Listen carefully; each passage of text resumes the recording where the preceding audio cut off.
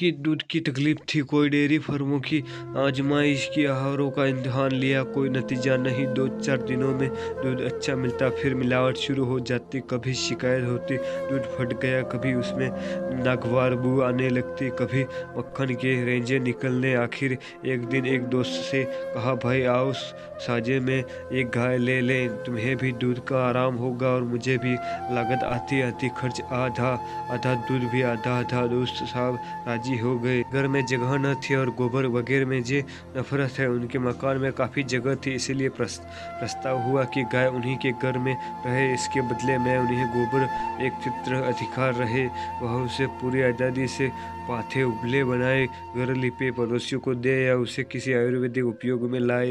इनकार करने वालों को इसमें किसी प्रकार की आपत्ति या प्रतिवाद न होगा, और इनकार करने वाले सही होश हवास में इनकार करता है कि वह गोबर कभी अपना अधिकार जमाने की कोशिश न करेगा और न किसी का इस्तेमाल करने के लिए आमाद करेगा। लगा और रोज रोज की झंझट से मुक्ति मिली। एक हफ्ते तक किसी तरह की शिकायत न पैदा हुई। गरम गरम दूध पीता था और खुश होकर गाता था, रब का शुक्र अदा कर भाई, जिससे हमारी गाय बनाए ताज़ा दूध पिलाया, उससे लुत्फ़ हतायत चखाया। उसने दूध में भीगी रोटी मेरी उसके गरम करम में बख्शी। शेरी खुदा की रहमत है कि मूरत जैसी भोली भाली सूरत। मगर धीरे धीरे यहाँ पुरानी शिकायतें पैदा होने लगी। यहाँ तक नौबत पहुँची कि दूध सिर्फ नाम का दूध रह गया। उबालो न कहीं मलाई का पता, न मिठास। पहले तो शिकायत कर लिया करता था, इससे दिल का बुखार निकल जाता था। शिकायत से सुधार न होता तो दूध बंद कर देता था।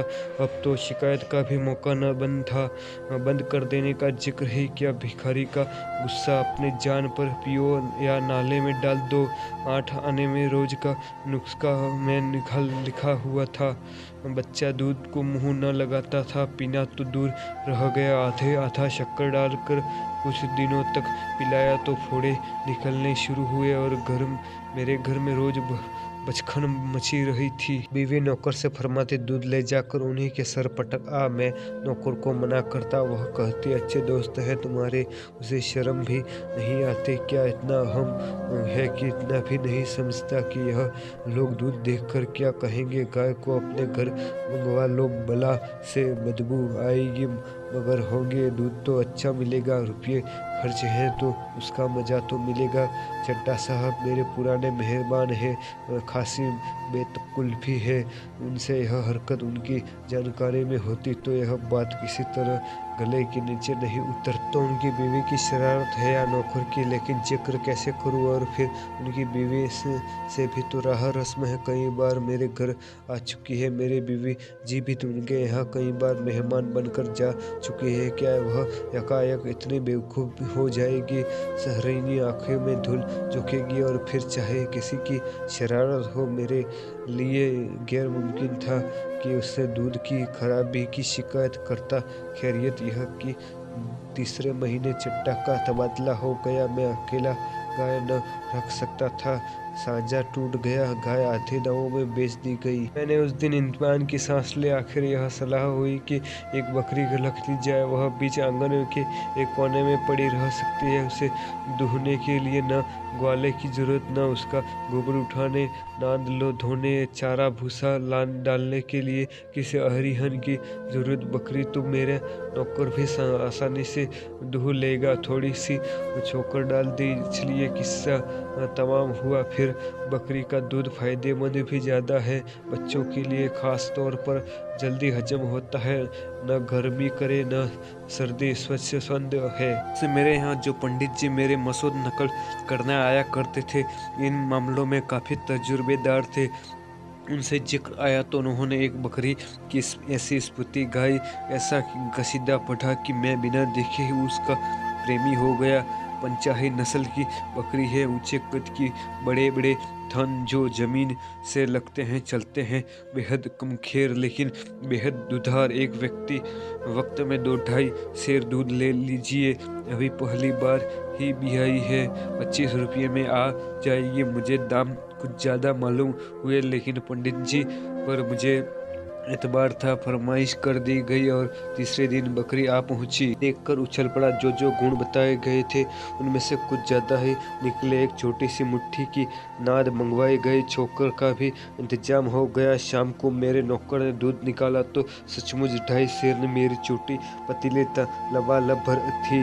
अब मूसलो ढोल बजाए। यह मसल इतने दिनों के बाद जाकर कहीं हल हुआ। पहले की यह बात सूझती तो क्यों इतनी परेशानी होती। पंडित जी का बहुत शुक्रिया अदा किया। मुझे सवेरे तकड़े और शाम को उसकी सींग पकड़ते तब आदमी दूह पाता, लेकिन यह तकलीफ दूध से मुकाबले कुछ नहीं थी। कामधेनु है। बीवी ने सोचा इससे कहीं नजर न लग जाए, इसीलिए धन के लिए एक गिलास तैयार हुआ। इसकी गर्दन में नीली चीनी के दाने एक माला पहनाया गया। घर में जो कुछ जूठा बचता देवी जी खुद जाकर उसे खिला आती थी, लेकिन एक ही हफ्ते में दूध की मात्रा कम होने लगी। जरूर नजर लग गई। बात क्या है पंडित जी, हाल कहाँ है? तो उन्होंने कहा, साहब देहात की बकरी है, जमींदार की देकर अनाज खाती है और सारे दिन बाग में घुमा चरा करती थी। यहाँ बंद दूध कम हो जाए तो ताज्जुब नहीं, इसे जरा टहला दीजिए। मकान बदला और जो कि मुझे दफ्तर आने जाने में 3 मील का फासला तय करना पड़ता था, लेकिन अच्छा दूध मिले तो मैं इसका दोगुना फासला तय करने को तैयार था। यहाँ मकान खूब खुला हुआ था। मकान के सामने सहना था और जरा और बढ़कर आम और भुए का बाग से निकलिए तो मकाचियों के खेत थे। किसी में आलू और किसी में गोभी। एक चाकी से तय कर लिया कि रोजाना बकरी के लिए कुछ न हरियाली जाया करे, मगर इतनी कोशिश करने पर भी दूध की मात्रा में कुछ खास बढ़त न हुई। 2.5 सेर की जगह मुश्किल से सेर भर दूध निकलता था। उसकी थी कि दूध खालिश है, यह क्या कम है। मैं यह कभी नहीं मान सकता कि खिदमतगारी के मुकाबले में बकरी चराना ज्यादा जलील काम है। हमारे देवता और नबियों का भी बहुत सम्मानित वर्ग गल्ले चराता करता था। कृष्ण जी गायों चराते थे और कौन कह सकता है कि उस गल्ले में बकरियां न रही होंगी। हजरत ईसा और हजरत मोहम्मद दोनों ही भेड़े चराते थे, लेकिन आदमी रूढ़ियों का दास है। जो कुछ बुजुर्गों ने नहीं किया उसे वह कैसे करे। यह नए रास्ते पर चलने के लिए जिस संकल्प और दृढ़ आस्था की जरूरत है वह एक में तो होती नहीं। कि गंदे कपड़े धो लेगा, लेकिन आपके दरवाजे पर झाड़ू लगाने में अपनी हतक समझता है। जरा पेशा में कौमे के लोग बाजार से कोई चीज कीमत देकर खरीदना निशान के खिलाफ समझते हैं। मेरे खिदमतगार को बकरी लेकर भाग में जाना बुरा मालूम होता था। घर से तो ले जाया, लेकिन बाग में उसे छोड़कर खुद किसी पेड़ के नीचे सो जाता। बकरी पत्तियां चर लेती थी, मगर एक दिन उसके जी में आया कि जरा बाग से निकलकर खेतों की सैर करें। ये वह बहुत सी सभ्य और संस्कृति से बकरी थी। उसके चेहरे से गर्भितता झलकती थी। बाग और खेत में घुस गई। आज़ादी नहीं है इसे वह शायद न समझ सकी। एक रोज किसी खेत में घुस गई और गोभी की कई क्यारियां साफ कर गई। काची ने देखा तो उसके कान पकड़ लिए और मेरे पास लाकर बोला, बाबूजी, इस तरह आपकी बकरी हमारे खेत चरेगी तो हम तो तबाह हो जाएंगे। आपको बकरी रखने का शौक है तो इस बांध कर रखिए। आज तो हमने आपका लिहाज कर लिया, लेकिन फिर हमारे खेत में गई तो हम या तो उसकी टांगे तोड़ देंगे या कहीं नोज भेज देंगे। वह अपना भाषण खत्म कर पाया था कि उसकी बीवी आ पहुंची और उसने इसी विचार को और भी जोरदार शब्दों में अदा किया। हाँ हाँ करती ही रही, मगर रांड खेत में घुस गई और सारा खेत चौपाट कर दिया। इसके पेट में भवनी बैठे, यहाँ कोई तुम्हारा दबेल नहीं है। हकीम होंगे, अपने घर के होंगे। बकरी रखना है तो बांध कर रखो, नहीं गला ऐठ दूंगी। मैं भीगी बिल्ली बना हुआ खड़ा था। जितनी फटकर आज सहनी पड़ी उतनी जिंदगी में कभी न सही।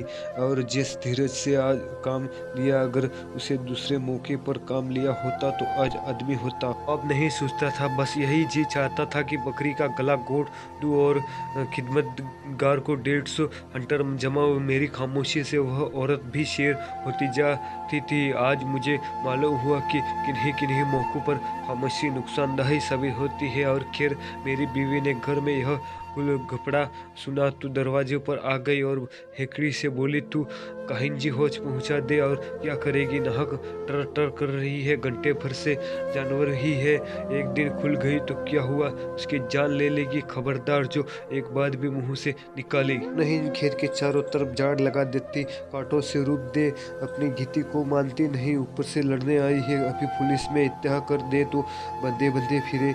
आज कहने की इस शांतिपूर्ण शैली ने उन दोनों को ठंडा कर दिया, लेकिन उनके चले जाने के बाद मैंने देवी जी से खूब खबर ली, गरीबों का नुकसान भी करती हो और ऊपर से रोब जमाती हो, इसी का नाम इंसाफ है। देवी जी ने गर्वपूर्वक उत्तर दिया, मेरा एहसान हो तो ना मानोगी, शैतानों को कितनी आसानी से भगा दिया, लगे उल्टे डांटने, गंवारों को राह बताने का सख्ती से सिवा कोई दूसरा तरीका नहीं। क्या उदारता उनकी समझ में नहीं आती, उसे यह लोग कमजोर समझते हैं, हम कमजोर को कौन नहीं दबाना चाहता। खिदमतगार ने जवाब दिया, तलब किया तो उसने साफ कह दिया, साहब बकरी चराना मेरा काम नहीं है। मैंने कहा, तुमसे बकरी चराने को कौन कहता है, जरा उसे देखते रहो कौन की किस खेत में न जाए, इतना ही भी तुमसे न हो सकता, मैं बकरी नहीं चरा सकता साहब, कोई दूसरा आदमी रख लीजिए। मैंने खुद शाम को उसे बाग में चरा लाने का फैसला किया, इतनी जरा से कम काम के लिए एक नया आदमी रखना मेरी हैसियत से बाहर था, और अपने नौकर को जवाब भी नहीं देना चाहता था, जिसे कई साल तक वफादारी में मेरी सेवा की थी और ईमानदार था। दूसरे दिन मैं दफ्तर से जरा जल्द चला आया और चटपट बकरी को लेकर बाग से जा पहुंचा। जोड़ों के दिन थे, ठंडी हवा चल रही थी, पेड़ों के नीचे सूखी पत्तियां गिरी हुई पड़ी थी। बकरी एक पल में ही जा पहुंची। के दिन थे, ठंडी हवा चल रही थी, पेड़ों के नीचे सूखी पत्तियां गिरी हुई थी, बकरी एक पल में वहां जा पहुंची। मेरी दिल दहल हो रही थी, उसके पीछे पीछे दौड़ना फिरता था, दफ्तर से लौटकर जरा आराम किया करता था, आज यह कवायद करनी पड़ी, थक गया मगर मेहनत सफल हो गई। आज बकरी ने कुछ ज्यादा दूध दिया, यह ख्याल आया, मगर सूखी पत्तियां खाने से दूध की मात्रा बढ़ गई तो यकीनन हरी पत्तियां खिलाई जाए तो इससे कहीं बेहतर नतीजा निकलेगा, लेकिन हरी पत्तियां आए कहाँ से तोड़ दूं तो बाग का मालिक जरूर ऐतराज करेगा, कीमत देकर हरी पत्तियां मिलती की कीमत हरी पत्तियां मिल न सकती थी। सोचा क्यों एक बार बॉस के लग्गे से पत्तियां तोड़े, मालिक ने शोर मचाया तो उसने आरजू मिन्नत कर देगी लेंगे, राजी हो गया तो खैर नहीं देखी जाएगी, थोड़ी सी पत्तियां तोड़ लेने से पेड़ का क्या बिगड़ जाता है। चुनाने का एक पड़ोसी ने का कलप लंबा पोंक मांग लाया, उसने एक कुश बांधा और शाम को बकरी के साथ लेकर पत्तियां तोड़ने लगा। से इधर उधर देखता जाता था, कहीं मालिक तो नहीं आ रहा है। अचानक वही कांची एक तरफ से आकर निकला और मुझे पत्तियां तोड़ते देखकर बोला, यह क्या करते हो बाबूजी, आपके हाथ में यह लग्गा अच्छा नहीं लगता, बकरी पालन हम गरीबों का काम है कि हम आप जैसे शरीफों का। मैं कट गया, कुछ जवाब नहीं सूझा, इससे क्या बुराई है, अपने हाथ से अपना काम करने में क्या शर्म वगैरह जवाब कुछ हल्के बेखर बनावटी मालूम हुए। संवेदनशील के आत्मगौरव के जवाब बंद कर दी। अच्छी के पास आकर मेरे हाथ से लग्गा ले लिया और देखते देखते हरी पत्तियों का ढेर लगा दिया और पूछा, पत्तियां कहाँ रख जाऊं? मैंने जीपते हुए कहा, तुम रहने दो, मैं उठा ले जाऊंगा। उसने थोड़ी सी पत्तियां बगल में उठा ली और बोला, आप क्या पत्तियां रखने जाएंगे, चलिए मैं रख जाऊं। मैंने बरामदे में पत्तियां रखवा ली और उसी पेड़ के नीचे उसकी चौगुनी पत्तियां पड़ी हुई थी। कांची ने उसका एक गट्ठा बनाया और सर पर लाद कर गया। अब मुझे मालूम हुआ यह देहाती कितने चालाक होते हैं, कोई बात मतलब से खाली नहीं। दूसरे दिन बकरी को बाग में ले जाना मेरे लिए कठिन हो गया। कांची ने फिर दिखे और न जाने क्या क्या फिक्रे चुस्त करे, उसकी नज़रों में गिर जाना मुँह से कालिख लगाने से कम शर्मनाक न था। हमारे सम्मान और प्रतिष्ठा की जो कसौटी लोगों ने बना रखी है, हमको उसका आदर करना पड़ेगा, नखो बनकर रहे तो क्या रहे। लेकिन बकरी इतनी आसानी से अपनी विद्वान आज़ाद चहलकदमी से हाथ न खींचना चाहती थी, जिसे उसने अपने साधारण दिनचर्या समझा हुआ शुरू कर दिया था। होते होते इतने जोर जोर से प्रतिवाद का स्वर उठाया कि घर में बैठना मुश्किल हो गया। गिटगिटादार में मेमो का निरंतर स्वर आकर कान में पर्दों में शत विशित करने लगा। कहा भाग जाऊं बीवी से उसे गालियां देना शुरू की। मैंने गुस्से में आकर कई डंडे रसीदे, मगर उसे सत्यानाश ग्रहित सत्याग्रहित न करना था किया। बड़े संकट में जान थी, आखिर मजबूर हो गया। अपने किए का क्या इलाज। 8 बजे तक रात, जाड़ों के दिन, घर में बाहर मुंह निकालना मुश्किल और बकरी को बाग में टहला रहा था। किस्मत को कोस रहा था। अंधेरे में पाँव रखते मेरी रूह कांपती है। एक बार मेरे सामने से एक सांप निकल गया। अगर उसके ऊपर पैर पड़ जाता तो जरूर काट लेता। तब से मैं अंधेरे में कभी न निकलता था, मगर आज इस बकरी के कारण मुझे इस खतरे का भी सामना करना पड़ा। जरा भी हवा चलती और पत्ते खड़खड़ाते तो मेरी आंखें ठिठुर जाती और पिंडलियां कांपने लगती। शायद उस जन्म में बकरी रहा हूँगा और यह बकरी मेरी मालकिन रही होगी।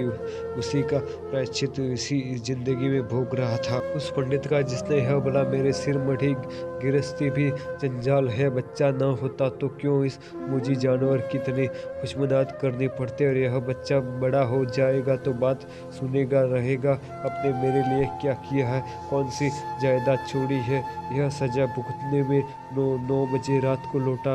अगर रात को बकरी मर जाती तो मुझे जरा भी दुख न होता। दूसरे दिन सुबह से मुझे यह फिक्र सवार हुई कि किसी तरह रात की बेगार से छुट्टी मिले। आज दफ्तर में छुट्टी थी। लंबी रस्सी मंगाई और शाम को बकरी को गले में रस्से डाल एक पेड़ की जड़ में बांधकर सो गया। अब चरे जितना चाहे, अब चिराग जलते जलते खोल जाऊंगा। छुट्टी थी। शाम को सिनेमा देखने की ठहरी। एक अच्छा सा खेल आया हुआ था। छुट्टी मिले नौकर को भी साथ लिया, वरना बच्चों को कौन संभालता। जब 9 बजे रात को घर लौटे तो लालटेन लेकर बकरी लेने गया तो क्या देखता हूँ कि उसकी रस्सी को 2 पेड़े लपेट कर ऐसा सुलझा डाला है कि सुलझना मुश्किल है। इतने रस्सी भी न बची थी कि वह एक कदम भी चल सकती थी। जी में आया कि वक्त को यही छोड़ दूं, मरती है तो मर जाए। अब इतनी रात को लालटेन की रोशनी में रस्सी सुलझाने में बैठे, लेकिन दिल न माना। पहले उसकी गर्दन में रस्सी खोली, फिर उसकी पेच दर पेच ऐंठनी छुड़ाई। 1 घंटा लग गया। हमारे सर्दी के हाथ ठिठुर जाते थे और जी जल रहा था। वह अलग अलग तकरीब और तकलीफ फिर साबित हुई। अब क्या करूं, अक्ल काम न करती थी। न होता तो किसी को मुक्त दे देता। शाम होते ही चुड़ैल अपनी चीख पुकार शुरू कर देगी और घर में रहना मुश्किल हो जाएगा। और आवाज भी कितनी कर्कश और मनहूस होती है। शास्त्रों में लिखा भी है, जितनी दूर उसकी आवाज जाती है उतनी दूर देवता नहीं आते। स्वर्ग की बरसने वाली हस्तियां जो अप्सराओं के गाने सुनने की आदि है, उसकी कर्कश आवाज से नफरत करे तो क्या ताज्जुब, पर उसकी कर्ण कटु पुकार को ऐसा आतंक सवार था कि दूसरे दिन दफ्तर में आते ही घर से निकल भागा। निकल जाने पर भी ऐसा लग रहा था कि उसकी आवाज मेरा पीछा किए चली आती है। अपने इस चिड़चिड़ेपन पर शर्म भी आ रही थी। जिसे एक बकरी रखने की भी सामर्थ्य न हो, वह इतना नाजुक दिमाग क्यों बने। और फिर तुम सारी रात को घर से बाहर रहोगे, नहीं 8 बजे पहुंचोगे तो क्या वह गीत तुम्हारा स्वागत करेगी। सहसा एक नीची शाखों वाले पेड़ देखकर मुझे बरबस उस चढ़ने की इच्छा हुई।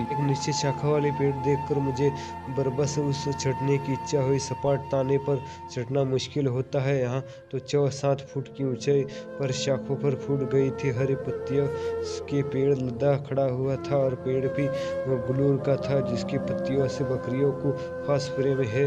इधर 30 साल से किसी रूप भी नहीं चढ़ा। वह आदत जाती रही, इसीलिए आसान नहीं। चढ़ाई के बावजूद मेरे पाँव कांप रहे थे, पर मैंने हिम्मत न हारी और पत्तियां तोड़ नीचे गिराने लगा। किले में कौन मुझे देखता कि पत्तियां तोड़ रहा हूँ। अभी अंधेरा हुआ जाता है। पत्तियों का एक गट्ठा बगल में दबाऊंगा और घर जा पहुंचूंगा। अगर इतने भी बकरी को कुछ न झिझक पड़ी तो उसकी शामत ही आ जाएगी। मैं अभी ऊपर ही था कि बकरियां और भेड़ों का एक जाने इधर निकला और पत्तियां पर पिल पड़ा। मैं ऊपर से चीखता रहा मगर कौन सुनता। वे का कहीं पता नहीं, कहीं दुबक कर रहा होगा, देख लिया जाए तो गालियां पड़ेंगी। झंझार कर नीचे उतरने लगा। एक एक पल में पत्तियां गायब होती जाती थी। उतर कर एक ही टांग तोड़ूंगा। यहाँ एकाएक पाँव फिसलना और मैं 10 फीट की ऊंचाई से नीचे आ रहा था। कमर में ऐसी चोट लाई कि 5 मिनट तक आंखें तले अंधेरा छा गया। खैरियत हुई कि और ऊपर से नहीं गिरा, नहीं तो यह शहीद हो जाता। बारे में मेरे गिरने के धमाके से बकरियां भागी और थोड़ी सी पत्तियां बच रही थी। जब जरा होश ठिकाने हुए तो मैंने पत्तियों को जमा करके एक गट्ठा बनाया और मजदूरों की तरह उसे कंधे पर रखकर शर्म की तरह छिपाए चला। रास्ते में कोई दुर्घटना न हुई। जब मकान कोई 4 फर्लांग रह गया और मैंने कदम तेज किए तो कहीं कोई देख न ले तो वह कांचे सामने आता दिखाई दिया। कुछ न पूछा, पर उस वक्त मेरी क्या हालत हुई। रास्ते के दोनों तरफ खेतों की ऊंची ऊंची मेड़े थी जिसके ऊपर नागफनी निकलने वाली थी और भगवान जाने क्या सितम ढाए। कहीं मुड़ने का रास्ता नहीं और बदल ले सिर झुकाकर इस तरह निकल जाना चाहता था कि कोई मजदूर है। तले की सांस तले थी, ऊपर की ऊपर, जैसे वह कांची कोई खूंखार शेर हो। बार बार ईश्वर को याद कर रहा था कि हे भगवान, तू ही आफत के मारे कुओं को मददगार है। इस मरदूत की जबान बंद कर दे एक क्षण के लिए, इसकी आंखें की रोशनी गायब कर दे। आह, यह नियंत्रण का। जब मैं उसके बराबर 1 गज के फासले से निकला, एक बार कदम तलवार की तरह पड़ रहा था। शैतानी आवाज कानों में आई, और कौन है रे, कहाँ से पत्तियां तोड़े लाता है। वो नीचे से जमीन निकल गई मैं उसके गहरे पेट में जा पहुंचा। रोए बच्चियां बुने हुए थे। दिमाग में उबाल सा आ रहा था। शेर को लकवा सा मार गया। जवाब देने का होश न रहा। तेजी से 2 दिन कदम आगे बढ़ गया, मगर वह ऐच्छिक क्रिया न थी, प्राण रक्षा की सहज क्रिया थी कि ऐसे जालिम हाथ गट्ठे पर पड़ा था और गट्ठा नीचे से गिर पड़ा। फिर मुझे याद नहीं क्या हुआ। मुझे अब जोश होश आया तो अपने दरवाजे पर पसीने से तर खड़ा था। गोया गर्मी के दौर के बाद उठा हूँ। इस बीच मेरी आत्मा पर उपचेतना का आधिक्य था। बकरी की घृणित आवाज पर प्रकर्ष आवाज, वह हिम्मत तोड़ने वाली आवाज, वह दुनिया की सारी मुसीबत वाली खुलवर, वह दुनिया की सारी लालनतों की रूह कानों में चुभी जा रही थी। बीवी ने पूछा, आज कहाँ चले गए थे? इस चुड़ैल को जरा बाग भी न ले गए? जिना मुहाल किए देती है। घर से निकलना, कहाँ चली जाऊं मैं? इम्तिहान दिला और आज छिल्ला लेने का कल सबसे पहला और काम करूंगा कि इसे घर से निकाल बाहर करूंगा, चाहे कसाई को देना पड़े। लोग न जाने कैसे बकरियां पालते हैं। बकरी पालने के लिए कुत्ते का दिमाग चाहिए। सुबह को बिस्तर से उठकर इसी फिक्र में बैठा था कि इसी काली कलाश को क्यों मुक्ति मिले। सहसा एक घड़ियाल बकरियों का एक गल्ला चराता था हुआ आ निकला। मैंने उसे पुकारा, उसे अपनी बकरी को चराने की बात कही। घड़ियाल राजी हो गया, यही उसका काम था। मैंने पूछा, क्या लोगे? 8 आने बकरी मिलते हैं हजूर, मैं रुपया दूंगा, लेकिन बकरी कभी मेरे सामने न आवे। गड़िया हैरत में रह गया, मर कहीं क्या बाबूजी? नहीं, बहुत सीधी है बकरी, क्या मारेगी? लेकिन उसकी सूरत नहीं देखना चाहता। अभी तो दूध देती है। हाँ, शेर सवा शेर देती है। दूध आपके घर पहुंच जाया करेगा, तुम्हारी मेहरबानी। जिस वक्त बकरी घर से निकलती है, मुझे ऐसा मालूम हुआ कि मेरे बाप का निकला जा रहा है। बकरी भी खुश हो, गोया कैद से छूटी। घड़ियों ने उसी वक्त दूध निकाला और घर में रखकर बकरी को लिए चला। ऐसा बेगराज ग्राहक उसे जिंदगी में शायद पहली बार मिला होगा। हफ्ते तक दूध थोड़ा बहुत आता रहा, फिर उसकी मात्रा कम होने लगी, यहाँ तक कि 1 महीना खत्म होते होते दूध बिल्कुल बंद हो गया। मालूम हुआ बकरी गाभिन हो गई है। मैंने जरा भी एतराज न किया। काची के पास गया थी, उसने दूध लेने गया। नौकर खुद जाकर दूध लाता था। कई महीने गुजर गए। गडरिया महीने में एक बार आकर अपना रुपया ले जाता। मैंने कभी उससे बकरी का जिक्र नहीं किया। उसने ख्याल ही इसे मेरी आत्मा कांप जाती थी। घड़ियाल को अगर चेहरे का भाव पढ़ने की कला आती होती तो वह बड़ी आसानी से अपनी सेवा का पुरस्कार दुगना कर सकता था। दिन में दरवाजे पर बैठा हुआ था कि घड़ियाल अपनी बकरियों का कल्ला लिए आ निकला। मैं उसका रुपया लाने अंदर गया कि क्या देखता हूँ कि मेरी बकरी 2 बच्चों के साथ मकान में आ पहुंची। वह पहले सीधी उस जगह गई जहां बंधा करती थी, फिर वहां से आंगन में आई और शायद परिचित दिलाने के लिए मेरी बीवी की तरफ ताकने लगी। उन्हें दौड़कर एक बच्चे को गोद में लिया और कोठरी में जाकर महीने का जमा छोकर निकाल आई और ऐसी मोहब्बत से बकरी को खिलाने लगी कि जैसे बहुत दिनों की बिछड़ी हुई सहेली आ गई हो। वह पुरानी कटुता भी न, वह मुनमुटाव भी न। बच्चों को चुमाती थी, कभी बकरी को सहलाती थी और बकरी डाक गड़ी की रफ्तार से छोकर उड़ा रही थी। तब मुझे बोली, कितने खूबसूरत बच्चे हैं, बहुत खूबसूरत, जी चाहता है एक बार पाल लो, अभी तबीयत नहीं भरी, तुम बड़े निर्मोही हो। चौकर खत्म हो गया, बकरी इत्मीनान से विदा हो गई और दोनों बच्चे भी उसके पीछे फुदकते हुए चले गए। देवी जी आंख में आंसू भरे यह तमाशा देखती रही। घड़ियाल ने चिलम भरी और एक घर से आग मांगने आया चलते वक्त बोला, वो कल से दूध पहुंचा दिया करूंगा। मालिक देवजी ने कहा, और दोनों बच्चों को पियोगे? बच्चों कहाँ तक पिएंगे बहू जी, 2 सेर दूध अच्छा न होता था, इस मारे नहीं लाया। मुझे रात को वह मर्मांत घटना याद आ गई। मैंने दूध लाया न लाओ तुम्हारी खुशी, लेकिन बकरी को उधर न लाना। उस दिन से वह घड़िया नजर आया न वह बकरी, और न मैंने पता लगाने की कोशिश की। लेकिन देवी जी उसके बच्चों को याद करके अभी भी बहुत आंसू बहा